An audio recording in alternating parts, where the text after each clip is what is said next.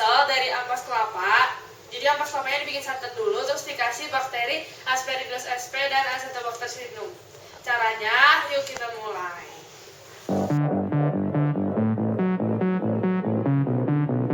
Isi air ke dalam panci kurang lebih 400 ml, lalu panaskan hingga mendidih.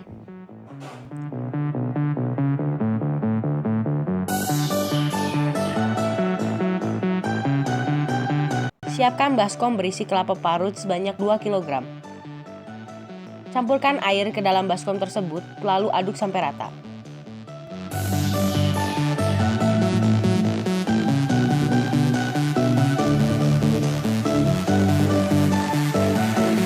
Peras kelapa tersebut menggunakan kain tipis sedikit demi sedikit hingga menghasilkan santan.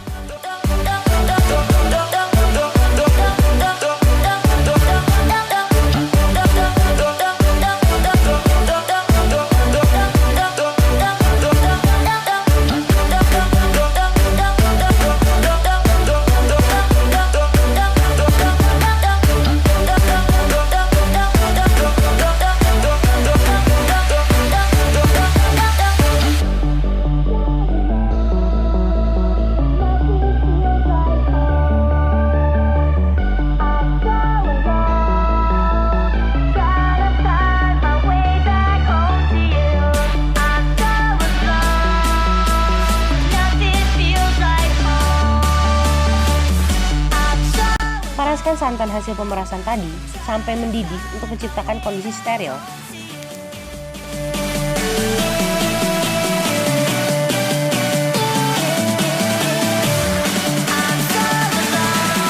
Selama proses pendidihan, terus aduk santan agar tidak gosong.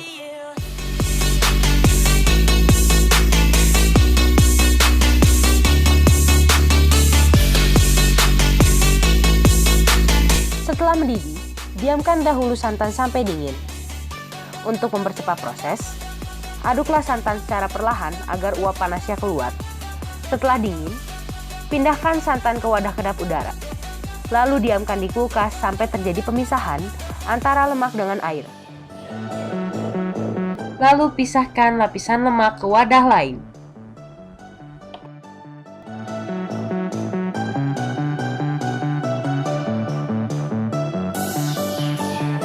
Siapkan 3 buah gelas kimia, kemudian ukur santan sebanyak 300 ml untuk setiap gelas kimia. Ukur bakteri Acetobacter sp sebanyak 10 ml, 50 ml, dan 100 ml yang sebelumnya telah diukur menggunakan gelas ukur. Masukkan bakteri tersebut ke dalam masing-masing gelas kimia, kemudian diaduk. Untuk santan dan bakteri 50 ml, masukkan ke dalam corong pemisah, kemudian kocok selama 15 menit. Pindahkan semua santan ke dalam wadah kedap udara, kemudian simpan di dalam kulkas.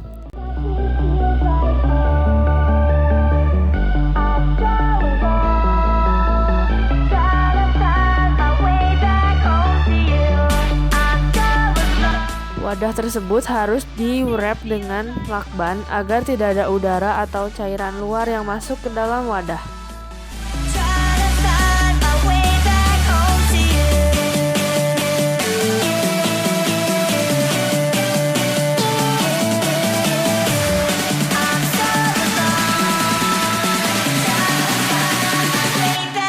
Setelah ditunggu selama 5 hari, bakteri belum terlihat bekerja, sehingga konsentrasi bakteri pada masing-masing wadah dinaikkan menjadi 2 kali lipat, yaitu 20 ml, 100 ml, dan 200 ml.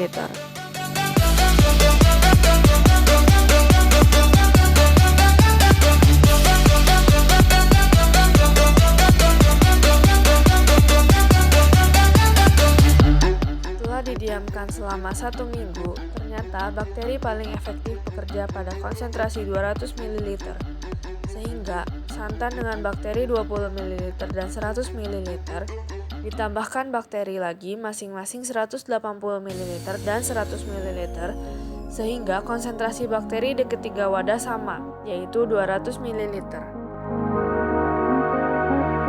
Setelah diaduk merata, satukan ketiga sampel ke dalam satu corong pemisah, kemudian dihomogenkan. Simpan corong pemisah hingga terjadi pemisahan. Setelah terjadi pemisahan, akan terdapat dua lapisan, cairan di bagian bawah dan minyak pada bagian atas.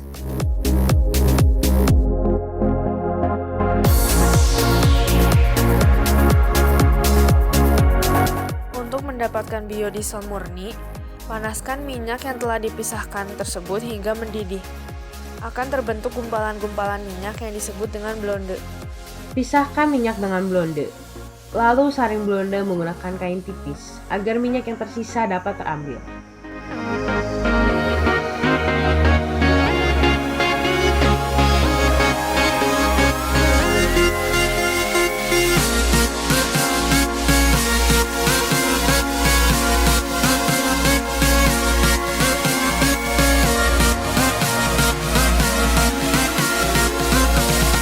Tambahkan CaCl2 ke dalam minyak agar air yang masih berada di dalam minyak dapat terserap oleh CaCl2.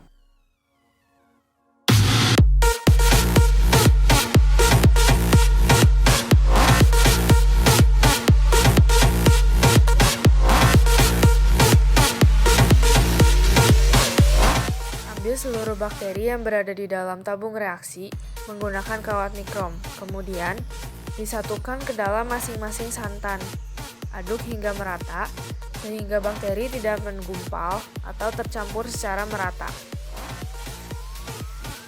Pengambilan minyak menggunakan pipet harus dilakukan dengan cara hati-hati dan teliti, karena jika tidak teliti, cairan yang berada di bawah minyak bisa ikut terangkat menggunakan pipet.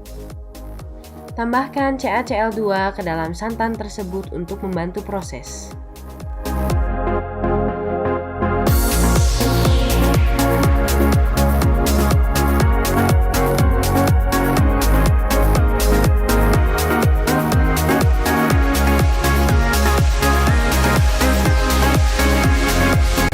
Diamkan selama kurang lebih 1 minggu, pindahkan kedua sampel tersebut ke dalam satu corong pemisah.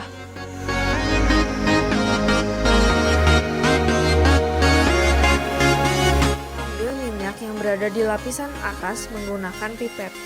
Pengambilan minyak menggunakan pipet harus dilakukan dengan cara hati-hati dan teliti, karena jika tidak teliti, cairan yang berada di bawah minyak bisa ikut terangkat menggunakan pipet.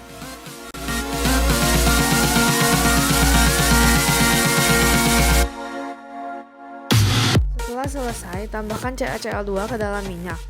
Tujuan penambahan CaCl2 adalah agar air yang berada di dalam minyak dapat terserap oleh CaCl2, sehingga didapatkan minyak murni.